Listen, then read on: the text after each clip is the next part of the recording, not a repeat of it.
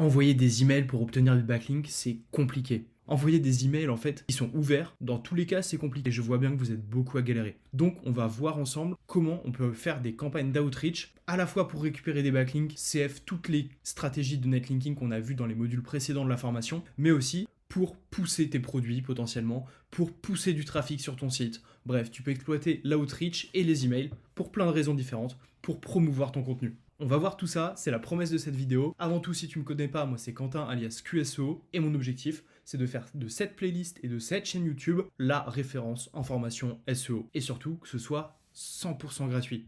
Que tu dépenses pas 1 euro, qu'il y ait autant de valeur que dans des formations que tu aurais payé 1200 euros, 1500 euros, 2000 euros avec ton compte CPF. Bref, tout en gratuit sur YouTube, ici même. Donc si tu n'es toujours pas abonné, abonne-toi directement, mets la petite cloche pour pas rater les prochains modules et les prochaines formations. Et avant toute chose, je voulais remercier le sponsor de cette vidéo, Links Club. Links Club, c'est un site sur lequel tu peux acheter des backlinks thématiques à partir de seulement 10 euros. 10 euros pour des backlinks thématiques et potentiellement des résultats comme celui-ci, plus 93% des utilisateurs de Links Club qui voient une augmentation de trafic en 3 mois, c'est quand même pas garanti sur toutes les plateformes. Et là, c'est une plateforme qui a été créée par Links Garden, une plateforme de netlinking avancée, nettement plus poussée, et en fait un des premiers acteurs sur le marché. C'est une petite plateforme d'achat de liens thématiques pas chers, faite par une plateforme de netlinking qui connaît le mieux le domaine et le marché. Autant te dire que tu es sûr et certain d'avoir des liens de qualité. Tu es sûr et certain d'avoir des liens qui vont booster ton site web, qui vont booster ton SEO et qui vont avoir un retour sur investissement. Ça va te permettre d'acheter des liens en quantité, sachant qu'aujourd'hui, quantité et qualité, il faut faire les deux quand tu as une stratégie de netlinking parce que tu vas aller varier l'ensemble des sources. Donc, pour tous tes petits liens, à la fois vers ton site web et à la fois vers les tiers 1, tiers 2, etc., et bah, n'hésite pas à utiliser Links Club. Il y a mon petit lien directement dans la description. Tu peux acheter tes premiers backlinks à partir de 10 euros, juste pour tester. 10 euros, c'est vraiment pas cher pour des backlinks. Encore une fois, utilise mon petit lien directement en description. Et on est parti sur le guide complet de l'outreach. 17% de conversion en backlink avec des emails personnalisés, d'après Backlinko. L'objectif de l'outreach, en fait, c'est d'aller contacter tous les acteurs de ta niche, de leur envoyer un email et de récupérer ton fameux backlink. On l'a déjà vu, je ne vais pas m'éterniser dessus, ça fait partie de toutes les stratégies qu'on a vues dans les modules précédents. Donc, objectif acquisition de backlinks, boost d'autorité, amélioration de rang, mais surtout créer des relations. C'est ça qui est super important aussi à avoir en tête. On échange d'humain à humain. Donc, tu peux créer de la relation en envoyant un mail outreach. Et il y a quelques erreurs à éviter.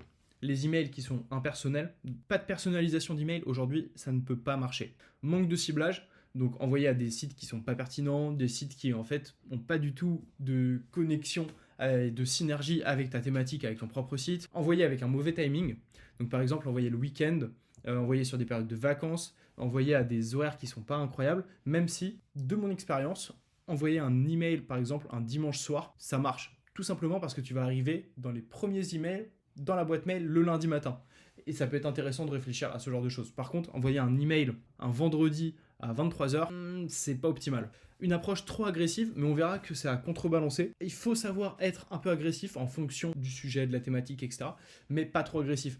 Pas simplement penser à tes besoins et centrer uniquement le mail sur tes besoins, créer des ultimatums, etc. C'est pas l'objectif. Et surtout, l'oubli de relance. Ça, c'est vraiment une des pires erreurs, surtout quand tu vois les chiffres, plus de 65,8% d'augmentation du taux de réponse avec une relance. Ça ne te coûte rien d'envoyer des relances. Bien sûr, n'envoie pas 15 relances parce que ça va être du harcèlement et c'est pas l'objectif, ça va être considéré comme spam. Par contre, tu peux envoyer 1, 2, 3 relances étalées, lissées sur le temps et tu vas avoir une réponse au fur et à mesure. Surtout que ça te permet de tester différents angles d'approche en fait, tout simplement. Et au bout d'un moment, la personne répondra. Il y a beaucoup plus de chances. Tu vois, 27% de réponse avec 4-7 emails vs 9% avec 1 à 3 emails. Ce qu'il faut que tu fasses en étape 1, c'est recherche et ciblage des contacts. Définir ta cible. En fait, identifier les sites qui sont intéressants. Donc tu peux aller voir le module qu'on a vu sur analyser les concurrents et les backlinks de tes concurrents. Quels sont les acteurs intéressants, niche, blog, site institutionnel dans ta niche, etc.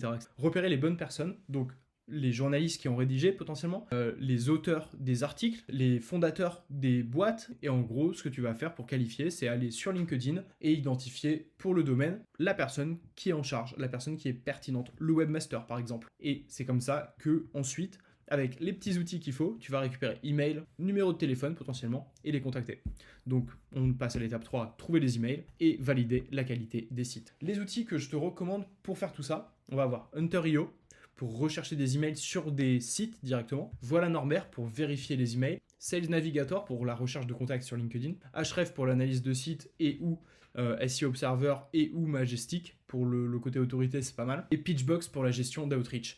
Et ce que tu peux ajouter aussi, c'est sur LinkedIn, donc tu as Sales Navigator, mais tu peux aussi exploiter des outils, des petites extensions comme Lusha ou Human Linker pour récupérer adresse email, numéro de téléphone. Ça reste vachement intéressant. Une fois que tu as identifié la bonne personne, le bon profil, bah, n'hésite pas à récupérer son mail et lui faire un petit mail. Et en plus, Human Linker va faire des icebreakers par rapport à son profil LinkedIn et au tien, qui fait que ça peut être intéressant pour engager une conversation et pas être focus directement agressif sur faites-moi un backlink. Tu vas plutôt venir lui dire ah ok, j'ai vu ton post sur ça, alors je suis d'accord avec ça, par contre ça je suis pas d'accord, ah et ça me fait penser que j'ai vu que sur ton site tu parlais de ça, ah moi j'ai fait une ressource qui parle de ça, est-ce qu'on pourrait pas faire un échange de liens? Tu vois, c'est déjà un petit peu mieux. Privilégier toujours la qualité à la quantité. Un petit nombre de contacts pertinents et bien ciblés donnera de meilleurs résultats. À noter que ce n'est pas le cas pour les backlinks, il faut à la fois de la quantité et de la qualité. Mais en tout cas, pour du contact, bah oui, quitte à prendre du temps, autant faire sur de la qualité pour avoir du résultat. Et le mieux, c'est toujours la qualité en quantité. Avec l'IA, etc., aujourd'hui, tu peux le faire. Avec l'automatisation, tu peux faire beaucoup de qualité en quantité. Personnalisation de l'approche. Alors, la clé pour les taux de réponse exceptionnels. Recherche préalable, renseigne-toi au maximum sur le contenu du site. Qu'est-ce qu'a rédigé l'auteur? Quels sont les autres articles qu'il a rédigés? Qui est-ce qu'il est? Quels sont ses posts sur LinkedIn? Qu'est-ce qu'il like ou pas, etc. Ce qui te permet de faire un compliment sincère et de contextualiser. Tu vois, c'est pour ça que je te parlais d'Icebreaker avec Human Linker sur LinkedIn tout à l'heure, parce que il faut que tu arrives à créer un lien logique et un lien qui paraît, encore une fois, sincère. C'est vraiment important que la personne se sente humaine et comprise avant qu'on lui demande ou qu'on lui propose quelque chose que ce soit.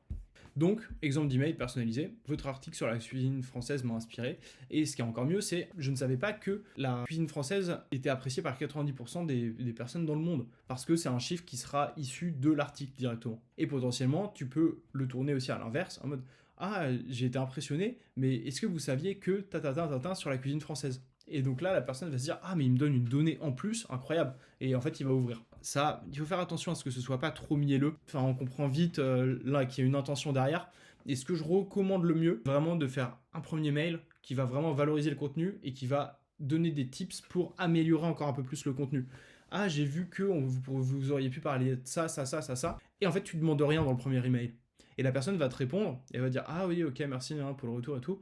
Et après tu lui refais un autre email une fois qu'elle t'a répondu. Et dans mon cas j'ai créé un guide sur ça. Je me demandais si vous pouviez me faire vos propres retours dessus.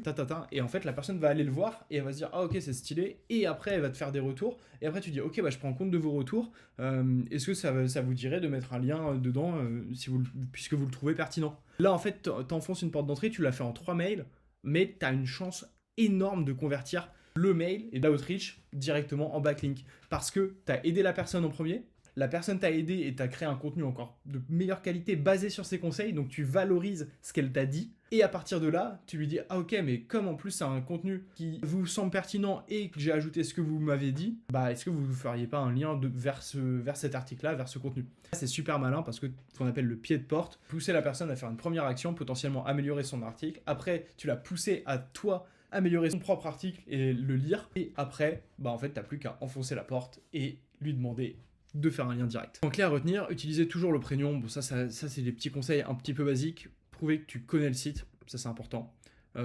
Pensez bénéfice mutuel, mais montrez l'intérêt pour le destinataire. Évitez le moi-je, évidemment.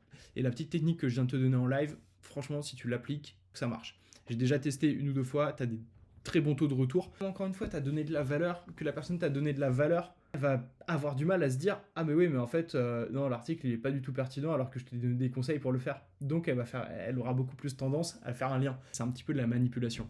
Apporter de la valeur avant de demander, c'est exactement ce que je te disais, c'était un petit teasing.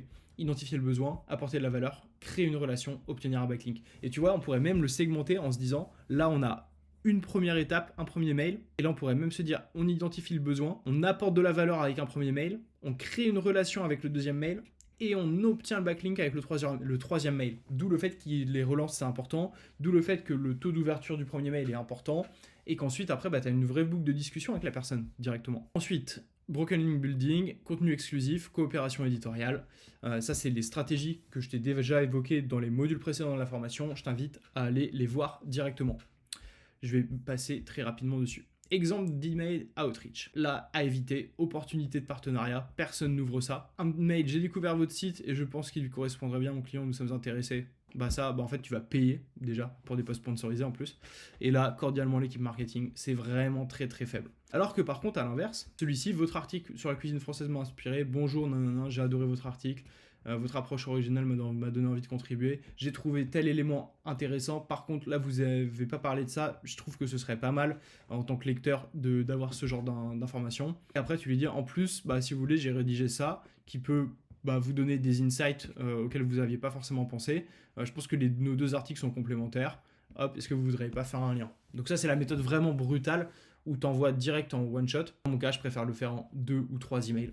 À toi de voir. En tout cas, c'est un email qui est nettement plus quali déjà que celui-ci. Le mieux, c'est donc de mettre ton CTA, mais essaye de ne pas envoyer trop de liens, etc. Tu peux vite être considéré comme spam direct et mettre le titre de l'article plutôt que le lien. Relance intelligente. Donc là, c'est assez intéressant. 65,8% d'augmentation grâce à un email de relance bien conçu. Séquence optimale, c'est entre 4 et 7 emails et timing idéal entre 9h et 12h. Donc le matin, tu consommes ta boîte mail plus souvent. Structure et timing, premier contact. Email initial avec proposition de valeur claire, etc. Mais du coup, à voir. Ça dépend de ta thématique. En fait, ça va dépendre de ta boîte. Par exemple, si tu es un acteur reconnu, tu peux mettre un CTA direct. Si tu es une petite boîte qui commence, crée la relation avant de mettre le CTA. Ensuite, tu fais une relance J+3 si la personne n'a pas répondu. Donc, on est vraiment dans le cas où la personne n'a pas forcément ouvert, / n'a pas répondu. On va refaire un mail J+3 et l'objectif, c'est que chaque relance prenne un angle marketing, un angle d'approche différent. Donc là, par exemple, tu fais un premier contact comme on a vu ici. Ensuite, tu fais un mail un peu plus agressif. J'en parlais dans une des vidéos, mais tu peux lui dire « Ah, par contre, j'ai pas du tout aimé ce que vous mettiez dans cet article. » Donc ça, c'est le titre. Et après, tu commences ton email. Et j'ai pas du tout aimé que vous ne parliez pas de ça. Je trouve que c'est super dommage parce que ça aurait apporté énormément de valeur. Si vous voulez, je peux même vous le rédiger et vous créer une infographie dessus parce que je trouve que l'article est vraiment bien mais qu'il manque ça. Et donc en fait, tu reviens un petit peu sur tes dires d'avant et tu lui dis qu'en fait tu peux l'aider à l'améliorer. Ça peut être un angle de relance. Tu peux faire différents angles de relance. N'hésite pas à demander à ChatGPT par exemple différents angles pour faire tes relances mail. C'est des très bonnes façons de travailler. Taux de réponse selon le nombre d'emails. Évidemment, plus tu fais de quantité, plus tu as de chances et de probabilités. Outils recommandés, Lemlist, Woodpecker, Mailshake, Instantly.ai. Donc tu vois, automatisation, statistique, envoi à grande échelle, séquence et personnalisation, etc. Astuces pour des relances efficaces, fais en sorte que ce soit des mails courts. Si tu commences à faire 10 paragraphes, c'est forcément un peu trop long. Il faut vraiment que ce soit clair, concis et efficace et que tu aies un fil rouge qui soit super simple. Ajouter une nouvelle valeur à chaque relance, ça c'est super important. Et rester poli, ça c'est super important également. Outils et ressources pour l'outreach SEO. Alors là, je t'ai fait un petit regroupement. Prospection et CRM, tu peux utiliser donc BuzzStream, Pitchbox, Mailshake, Reply.io. Recherche d'email, Hunter.io, voilà Norbert pour checker les mails. Clearbit, enrichissement de données, Snov.io, et pareil, tu peux utiliser le chat, Human Linker, bref, t'en as plein que je partage souvent. Envoi et automatisation, Lemlist, Woodpecker, Instantly.ai, ActiveCampaign, par exemple aussi, Gmass, extension Gmail.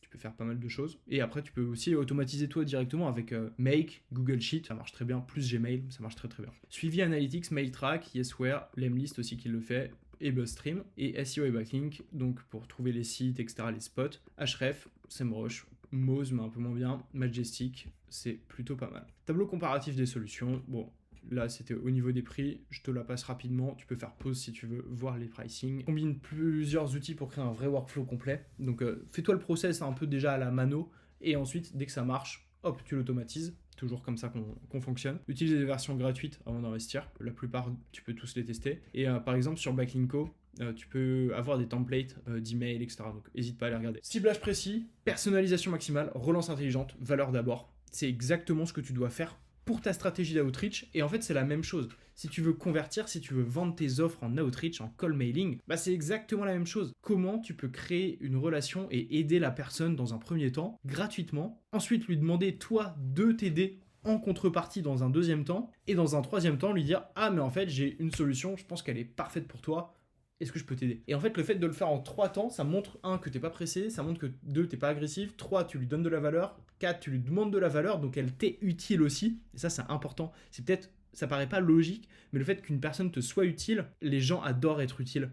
Et en fait, si elle sent qu'elle t'est utile, elle aura beaucoup plus tendance à créer une relation avec toi et après à accepter des propositions de valeur de ta part. Par proposition de valeur, j'entends lui proposer de faire un lien vers tes articles de valeur, ou deux, lui vendre tes offres par exemple. Patience et régularité évidemment, parce que l'outreach ça met quand même un petit peu de temps, et fais pas des envois de mails à 150 000 personnes d'un coup, fais des envois de mails qui sont progressifs, chauffe ton domaine, etc. Bref, les bonnes pratiques de l'emailing. Pour ça, tu peux aller voir, il y a beaucoup de vidéos tutos sur warm-up ta base mail, etc. Directement sur YouTube. Et surtout, ce que tu dois faire toi tout de suite, c'est trouver tes spots, commencer à créer tes templates et te faire vraiment un process de mail 1, mail 2, mail 3. C'est ce que je te recommande encore une fois pour ton outreach, et tester à la main. Tu trouves 5-10 sites avec les personnes en charge, tu récupères leurs emails, tu leur envoies premier email à la main et tu leur réponds ensuite à la main. Et tu fais ça, tu testes ton process et après tu l'automatises avec Make par exemple, avec Gmail, avec Google Sheet, et tu fais en sorte que ça parte automatiquement sans que tu aies plus rien à faire. J'espère que la valeur de cette vidéo t'a plu. L'objectif, je pense, est atteint et tu as pas mal de billes en main pour réussir ta campagne d'outreach et mettre en place toutes les stratégies qu'on a vues dans les précédents modules de la formation de Netlinking. Si le contenu et la valeur gratuite que je te partage sur cette chaîne YouTube, dans tous mes posts, sur les réseaux sociaux, etc. te plaît, n'hésite pas à mettre un petit like, à commenter si tu as la moindre question. Je réponds à tout le monde et l'objectif, c'est de donner, encore une fois, un maximum de valeur. Et il n'y a pas de questions bêtes. Plus il y aura d'informations dans cette vidéo et sous cette vidéo, mieux ce sera. Nous, on se retrouve pour la prochaine vidéo de la formation qui arrive tout de suite sur analyser les résultats de ta campagne de netlinking. Et c'est plutôt intéressant. Allez, à tout de suite. Ciao.